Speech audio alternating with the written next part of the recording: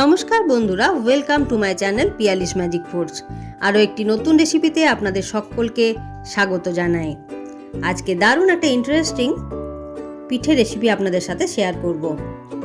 প্রথমেই 1 কাপ বাসমতি চাল জলের মধ্যে ভিজিয়ে দিলাম 15 মিনিটের জন্য।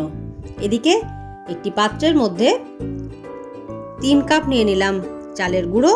এখানে আমি আতপ চালের গুঁড়ো ব্যবহার করেছি, ইচ্ছে করলে আপনারা সেদ্ধ চালের গুঁড়ো ব্যবহার করতে পারেন। হাফ চা চামচের মতো দিয়ে দিলাম লবণ। একেবারে ফুটন্ত গরম জল দিয়ে একটি কাঠের স্প্যাচুলার সাহায্যে ভালো করে এটাকে মিশিয়ে নিলাম। জল দিয়ে মেশাতে মেশাতেই বেশ খানিকটা ঠান্ডা হয়ে এলো।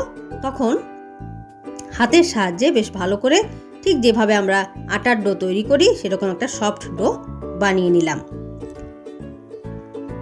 আতপ চালের গুঁড়ো ব্যবহার করলে এই পিঠেগুলো কিন্তু ভীষণভাবে সুগন্ধি হবে, খেতে ভীষণ ভালো লাগবে। এরপর গুড় দিয়ে আমি নারকেলের পুর বানিয়ে রেখেছিলাম। নারকেল আর গুড় দিয়ে নারকেলের পুর বানিয়ে রেখেছিলাম, সেই স্টাফিংটা আমি এখানে ব্যবহার করব।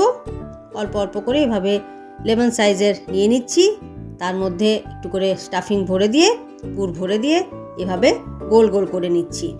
এরপর যে বাসমতি চালটা ভিজিয়ে রেখেছিলাম সেটাকে এভাবে প্লেটের মধ্যে ছড়িয়ে নিয়েছি এবং ওপর থেকে কোট করে দিচ্ছি এই ভেজানো বাসমতি চালগুলো।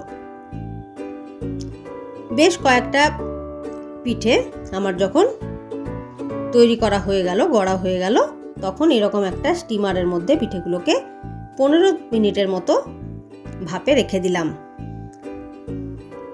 15 মিনিট পর দেখুন সুন্দরভাবে কদম ফুলের মতো দেখতে পিঠে তৈরি হয়ে গেছে। হ্যাঁ, এবার বুঝতে পেরেছেন তো আমি কদম ফুল পিঠে বানিয়েছি। একে বাসমতি চালের সুগন্ধ, অপর দিকে আতপ চালের সুগন্ধ, তারপর তার উপর থেকে খেজুর গুড়ের সুবাস, সব মিলিয়ে মিশিয়ে অপূর্ব খেতে হয়েছিল এই পিঠেগুলো।